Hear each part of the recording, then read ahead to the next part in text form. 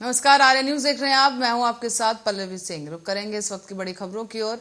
उत्तर प्रदेश की बड़ी खबरों की ओर रुक करते हुए बढ़ते हैं। पुलिस की लचक कार्यशाली से दबंगों के हौसले बुलंद होते नजर आ रहे हैं।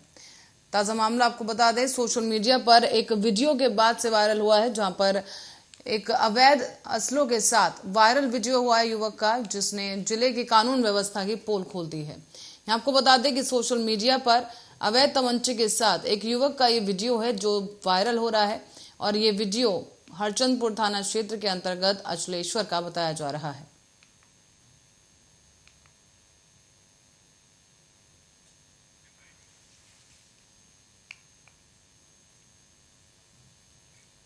भारत सरकार की अग्निपथ योजना को लेकर देश भर में चल रहे विरोध प्रदर्शन को लेकर जिला प्रशासन पूरी तरीके से सतर्क है।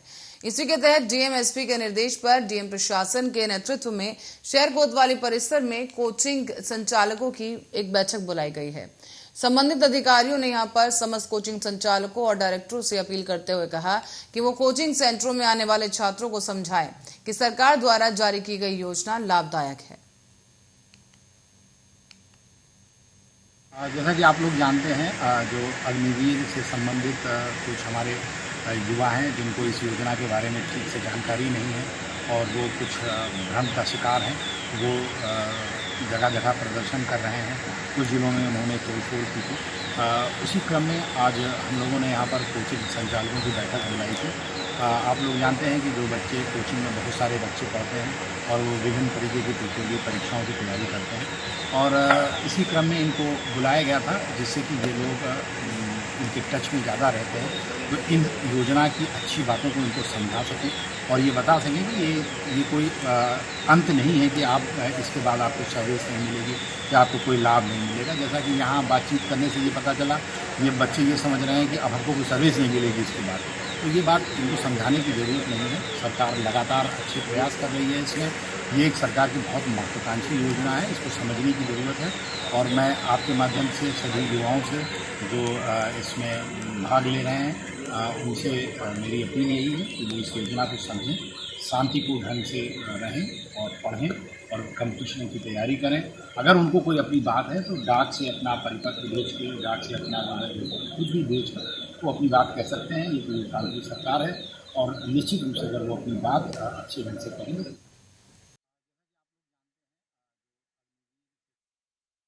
कॉलोनी निवासिनी एक वृद्ध महिला 50,000 रुपए लेकर बैंक में जमा करने जा रही थी, लेकिन इसी दौरान बाइक पर सवार होकर कुछ लोग वहां पहुंचे और युवकों ने परिवार के लोगों का नाम बताते हुए 1 लाख रुपए घर पर आने की सूचना दी।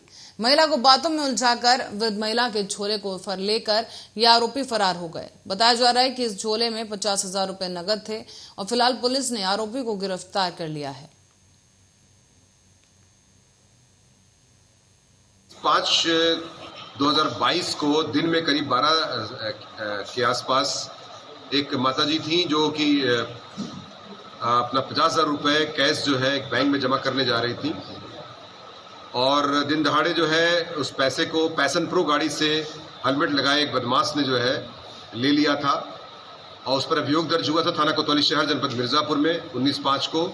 और हम लोगों ने इसमें काफ़ी मशक्कत करने के बाद इसमें मैनुअल इंटेलिजेंस के आधार पर, मैं जरूर स्पष्ट करूंगा कि मैनुअल इंटेलिजेंस के आधार पर हमने 17-18 गाड़ियों को पैशन प्रो को फिल्टर किया था, फुटेज वगैरह देख करके, जिसमें हेड कांस्टेबल विनोद यादव ने बहुत ही महत्वपूर्ण योगदान दिया। और उसके बाद 3 गाड़ियां टारगेट की गई पैशन प्रो की, उसमें से एक गाड़ी रंगे हाथ ये पकड़ा गया है ये बदमाश और इसने अपना जुर्म स्वीकार भी कर लिया है तथा इसके पास से एक आर्म्स भी बरामद हुआ है, 2 कारतूस बरामद हुए हैं तथा 23,000 रुपए भी बरामद किए गए हैं, जिसके तहत विधिसम्मत कार्रवाई करते हुए कानपुर में चकेरी थाना क्षेत्र के श्यामनगर इलाके में फायरिंग की खबर सामने आई है। बताया जा रहा है कि पिता और बेटे में विवाद चल रहा था और मामला आगे बढ़ता गया और इसी दौरान ये फायरिंग शुरू हो गई। साथ ही सूचना पर भारी पुलिस बल भी मौके पर पहुंचा, लेकिन दबंगों के हौसले इतने बुलंद निकले कि मौके पर पहुंची पुलिस पर भी आरोपी फायरिंग करने लगे। साथ ही आपको बता दें कि इस दौरान पुलिस का एक जवान अश्विनी कुमार छर्रे लगने की वजह से घायल हो गया है। पुलिस ने फिलहाल मुठभेड़ शुरू की और मामले पर काबू पाया गया।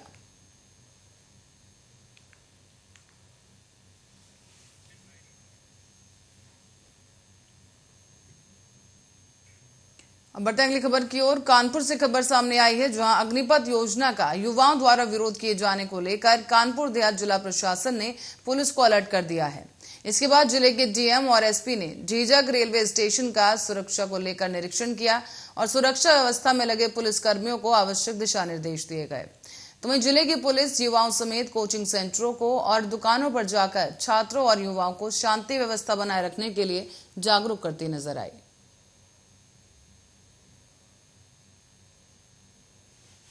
जानकारियों के आधार पे, क्योंकि कई अन्य जनपदों में सूचनाएं आई हैं कि रेलवे स्टेशन पे कुछ भीड़भाड़ हुई है, तो हमने आकस्मिक कार्यक्रम बनाया और रेलवे स्टेशन झिंझक का भी साथ ही साथ सुरक्षा को लेकर निरीक्षण किया, लोगों को यहाँ पे प्रॉपर्ली ब्रीफ किया। अब हम लोग झिंझक के अलावा हमने सुबह हमारी टीमों ने पोखराया और लालपुर इत्यादि स्टेशनों पे चेकिंग की।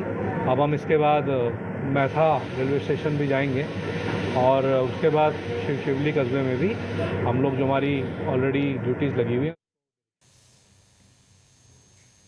खबर अब बहराइच से है, जहां अग्निपथ योजना को लेकर युवाओं का जबरदस्त प्रदर्शन जारी है। जगह जगह विरोध प्रदर्शन के दौरान सरकारी संपत्तियों को भारी नुकसान पहुंचाया जा रहा है और ऐसे में उत्तर प्रदेश के जनपद बहराइच को भी अलर्ट मोड पर रख दिया गया है। बहराइच के रेलवे स्टेशनों पर अग्निपथ प्रदर्शन के मद्देनजर जीआरपी, आरपीएफ और यूपी पुलिस और पीएसपी और फायर ब्रिगेड की टीम भी तैनात है। बताते चलें आपको कि हर स्थिति से निपटने के लिए बहराइच में जिला प्रशासन और पुलिस प्रशासन अलर्ट मोड पर दिखाई दिया।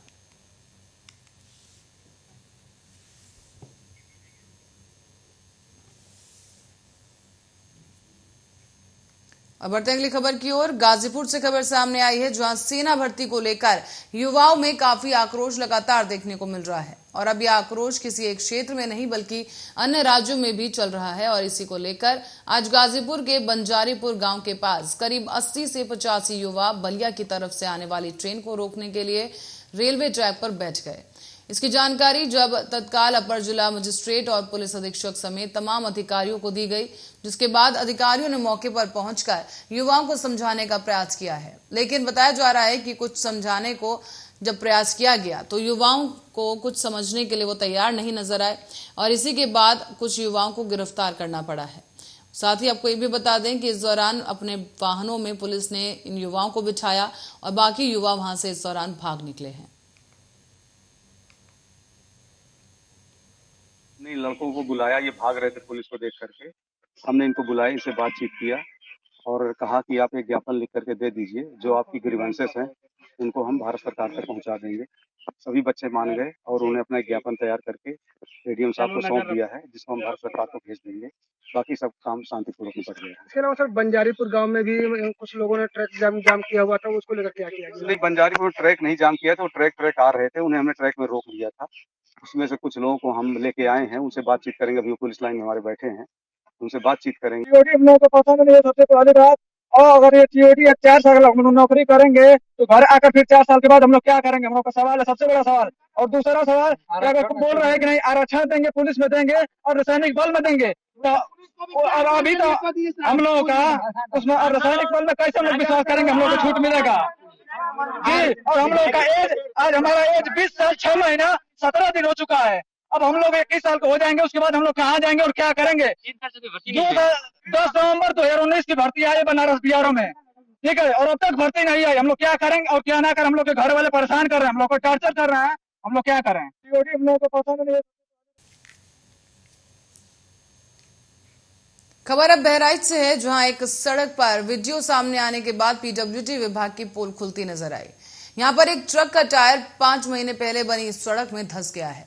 बताया जा रहा है कि ये सड़क का निर्माण पीडब्ल्यूडी विभाग द्वारा करवाया गया और सड़क केसरगंज के कुंडासर को जाने वाले मुख्य मार्ग से जोड़ती है।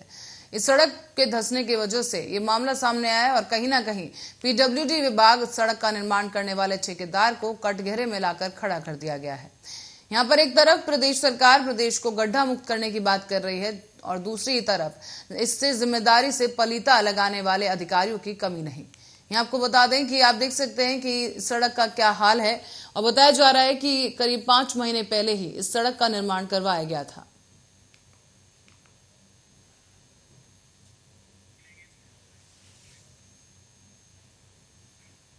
रुक करते हैं अगली खबर का। बहराइच से खबर सामने आई है जहां बुलडोजर से बारात आई है और इस बारात का वीडियो भी सोशल मीडिया पर जमकर वायरल हो रहा है।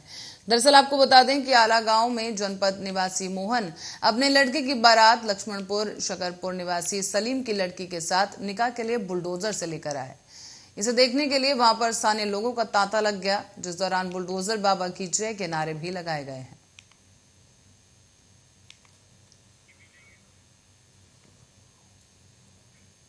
और लखनऊ के केजीएमयू में इलाज करवाने के लिए मरीजों को ज्यादा जेब ढीली करनी होगी।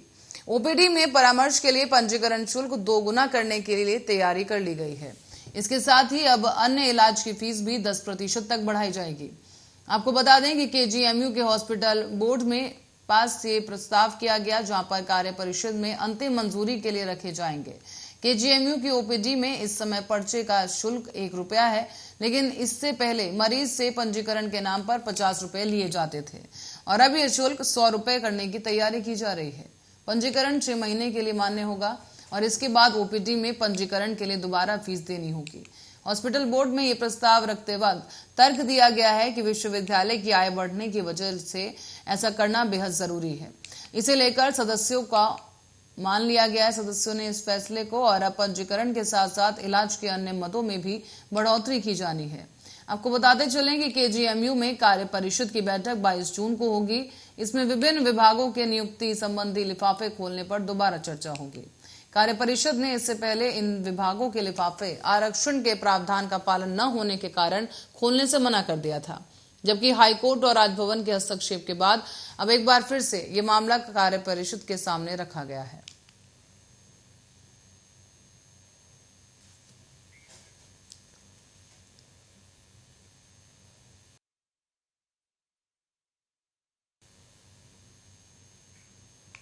और यूपी में वाराणसी और प्रयागराज समेत पूर्वी पश्चिम यूपी के जिलों में बारिश का दौर लगातार जारी है। इस दौरान अनुमान लगाया जा रहा है कि आने वाले समय में मौसम इसी तरह से बना रहेगा। भारतीय मौसम विज्ञान विभाग के अनुसार अगर अलग अलग हिस्सों में अगले 5 से 6 दिनों तक बारिश की संभावना है। पूर्वी उत्तर प्रदेश के ऊपर तैयार हवा के दबाव का क्षेत्र और अफगानिस्तान से जम्मू कश्मीर की तरफ बढ़े पश्चिमी विक्षोभ की वजह से मौसम में ये बदलाव हुआ है। इस बीच मौसम विभाग ने अगले 2 से 3 दिनों में पूर्वोत्तर यूपी में मानसून के पहुंचने की संभावना जताई। साथ ही लखनऊ में रविवार को अधिकतम तापमान 39 और न्यूनतम तापमान 29 डिग्री सेल्सियस रहने का अनुमान जताया जा रहा है। आसमान में आंशिक रूप से बादल छाए रहेंगे। वायु गुणवत्ता सूचकांक संतोषजनक श्रेणी में करीब 89 दर्ज किया गया है।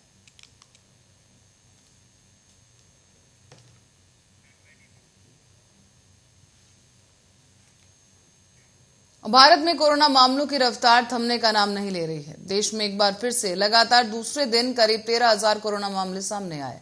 स्वास्थ्य मंत्रालय की तरफ से जारी किए गए आंकड़ों के मुताबिक पिछले 24 घंटे में कुल 12,899 नए मामले सामने आ चुके हैं। तो वहीं 15 लोगों को उनकी कोरोना से मौत भी हुई है। नए आंकड़ों की माने तो एक्टिव मामलों की कुल संख्या 72,474 तक पहुंच चुकी है। देश के लिए ये एक बड़ी चिंता की बात है। हालांकि अगर एक दिन पहले के आंकड़ों की तुलना की जाए तो आज करीब 400 मामले कम दर्ज किए गए। 18 जून को देश में कुल 13,216 नए कोरोना केस सामने आए थे और 113 दिनों में पहली बार ऐसा हुआ जब देश में संक्रमण 13,000 से ज्यादा दर्ज किया गया है।